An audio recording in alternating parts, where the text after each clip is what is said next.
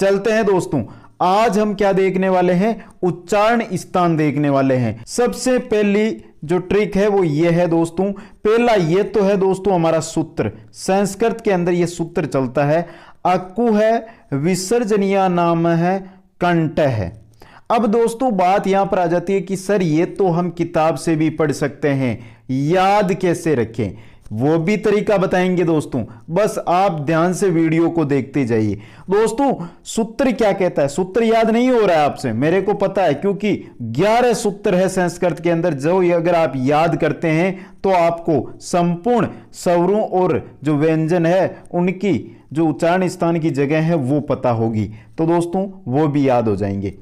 पहला सूत्र अक्कु है, विसर्जनीय नाम है, कंठ है।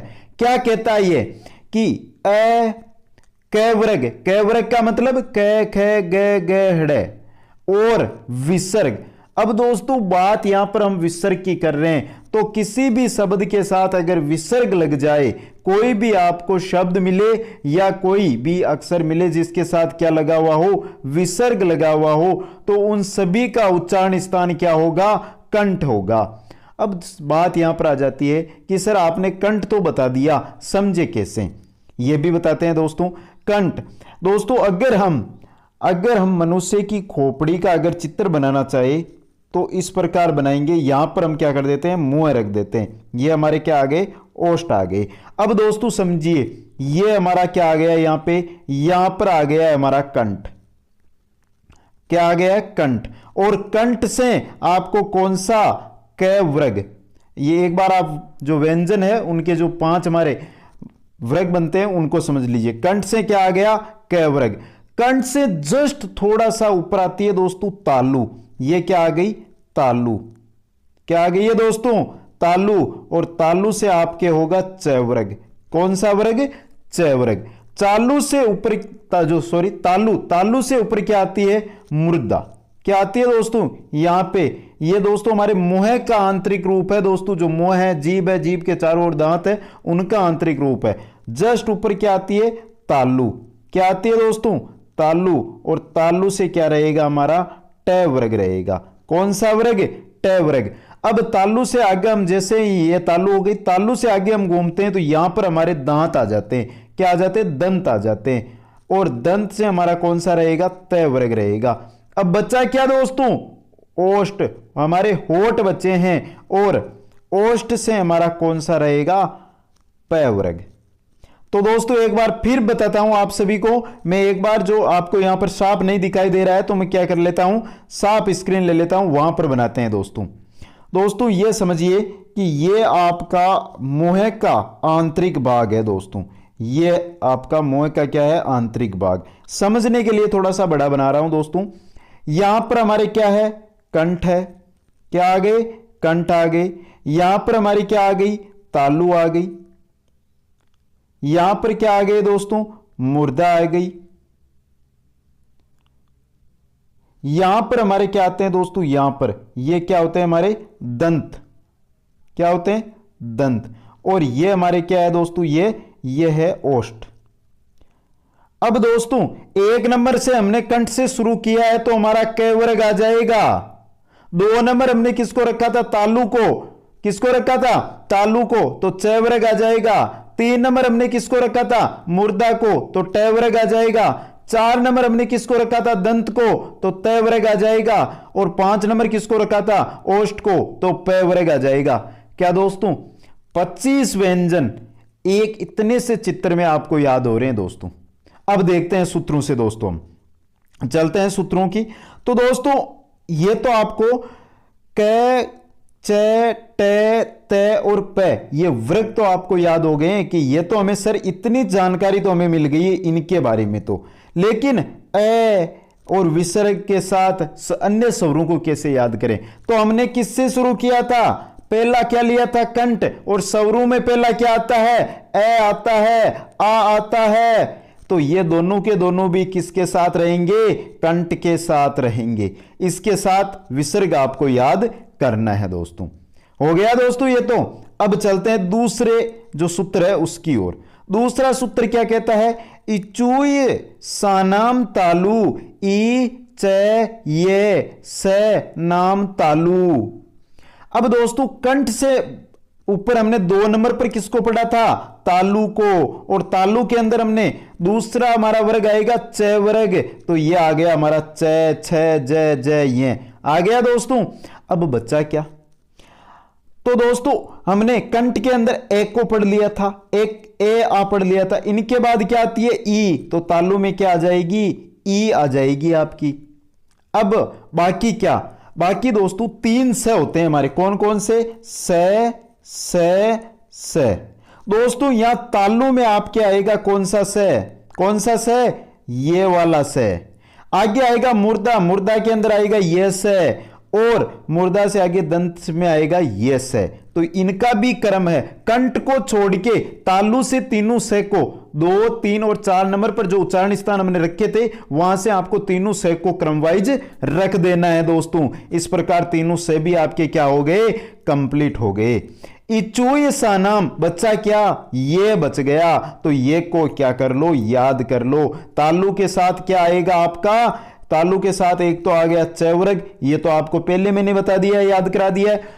अब ए तो कंठ के साथ चला गया बच्चा, उसके बाद ई आती है, तो ई आ गई तालु के साथ। इसके बाद क्या है? स आ जाएगा इसके साथ, और एक ये भी आपको क्या करना है? याद करना है। ये आ रहा है तालु, र किसके साथ आएगा? मुर्दा के। चलते हैं तीसरे नियम की ओर। रिटूर शाणा मुर्दा। यहां पर देखिए दोस्तों, यहां पर देखिए हमने क्या पढ़ा? ए पढ़ा कंठ के साथ, ए पढ़ा कंठ के साथ, पढ़ा दोस्तों। ई पढ़ा तालु के साथ, पढ़ा ना दोस्तों। ए ई ऊ को छोड़ दो और री पे चले आओ, और री किसके साथ आ गया आपका? मुर्दा के साथ। तो री वाला टॉपिक हुआ क्लियर। अब ये ट वर्ग वाला मैंने बता रखा है पहले भी आपको। 3 नंबर पे हमारे मुर्दा आएगी, उसके साथ ट वर्ग आएगा, तो ट ठ ड ड ये आ गया। अब दोस्तों आगे बात करते हैं स की। तो ये जो स सलगम वाला था ये किसके साथ आया था? तालु के साथ। इससे अगला स आता है ये हमारा, तो ये किसके साथ होगा? मुर्दा के साथ। आ गया दोस्तों। आगे देखते हैं। तो री आ गया, ट वर्ग आ गया, स आ गया, ये र आया यहां पे। तो ये हमने किसके साथ पढ़ा था? तालु के साथ। र तालु, तालु से आगे मुर्दा, मुर्दा के साथ क्या आ गया हमारा? र आ गया मुर्दा के साथ। ये बस इतना याद रखो दोस्तों। वीडियो एक बार मत देखना, अभी बोल रहा हूं 3 बार देखना इस वीडियो को। छोटा वीडियो है, उच्चारण स्थान कभी गलत नहीं होगा।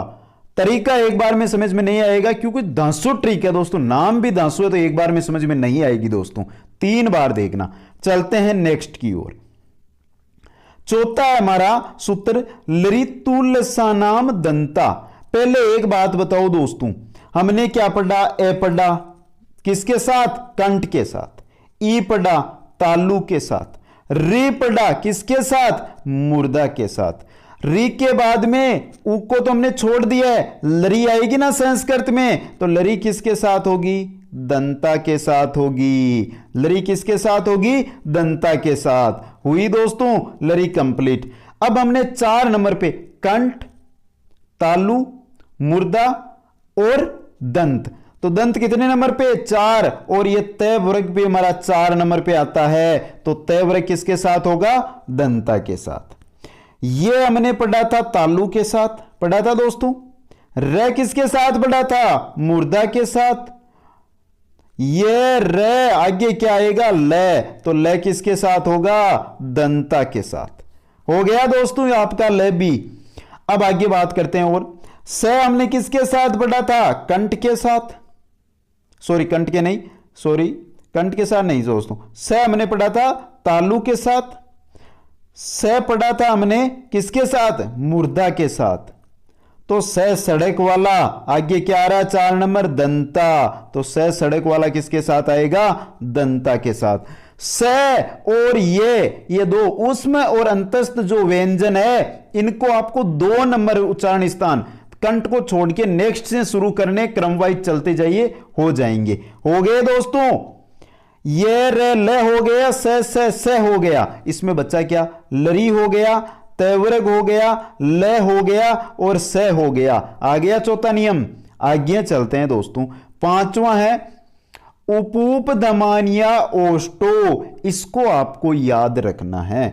हमने क्या पढ़ लिया है? ए पढ़ लिया है, ई पढ़ लिया है, री पढ़ लिया है, लरी पढ़ लिया है। अब इनमें बचा क्या? बचा है ऊ बचा है। ऊ का पांचवा ले लो ओष्ठ, ऊ का क्या हो जाएगा? ओष्ठ। तो ऊ हो गया आपका। अब दोस्तों आगे बात करते हैं प वर्ग, पांचवा वर्ग है और पांचवा हमारा उच्चारण स्थान कौन सा है? ओष्ठ है। तो ये हो गया पूरा का पूरा प वर्ग, प फ ब भ म। अब बच्चा क्या साथ में? उपधमानिया। उपधमानिया कहते हैं प को और इन फ को। तो प और फ ये किसके साथ है? ओष्ठ के। तो उपधमानिया प और फ किसके साथ होंगे? ओष्ठ के। ये पांचवा हमारा सूत्र है वो हो गया। दोस्तों बताओ कमेंट करके कुछ समझ में आ रहा है या नहीं आ रहा है? पहली बार में तो नहीं आ रहा होगा, दूसरी बार जब देख रहे हो तब आपके कमेंट मेरे को पता है बहुत ही शानदार मिलेंगे। आगे चलते हैं दोस्तों। छठवां सूत्र क्या कहता है? छठवां सूत्र कहता है जो हमने पढ़ा था क वर्ग, च वर्ग, ट वर्ग, त वर्ग और प वर्ग, इन चारों वर्गों का जो पांचवा वर्ण है, पांचवा वर्ण है वो उसका जो उच्चारण स्थान है वो हमारा नाक, नासिका होगी। नाक याद रख लो। पांचवा ये मैं हड़े हणे न, इनका उच्चारण स्थान नासिका। पांचवा वर्ण नासिका में अंत में आ रहा है तो नाक भी हमारा क्या रहता है? बाहर की तरफ। और ये जो पांचवा वर्ण है ये भी अंत में आता है, नाक भी बाहर की तरफ अंत में ही रहता है दोस्तों। तो समझ में आ गया छठा दोस्तों? आगे चलते हैं दोस्तों। सातवां। अब स्वर बच्चे हमारे कौन कौन से? ए आई ओ औ, ये हमारे स्वर बचे हुए हैं, ये बचे हुए हैं दोस्तों। तो ये हमारा जो सातवां सूत्र है ये हमारा ए और आई की बात करेगा। इतनी देर हम पढ़ रहे थे उसमें हमारा उच्चारण स्थान एक ही था। अब यहां पर बहुत सारे साथी बताएंगे सर उच्चारण स्थान होता क्या है? मैंने शुरू में नहीं बताया, अब बता देता हूं। हम कोई भी शब्द बोलते हैं, जैसे मैंने बोला प, तो एक बार आप चेक करिए प, जो हमारी जीभ है, जो हमारी हवा वो वायु निकलती है और जीभ है ये हमारे ओष्ठों को टच करती है। क, हमारी जो जीभ है वो किस ओर जाती है, कहां पर वो टच करने का प्रयास करती है, या हवा कहां से टकराती है? कहां से टकराती है? क में कंठ से। यही उच्चारण स्थान होता है दोस्तों। अब दोस्तों बात करते हैं ए आई की।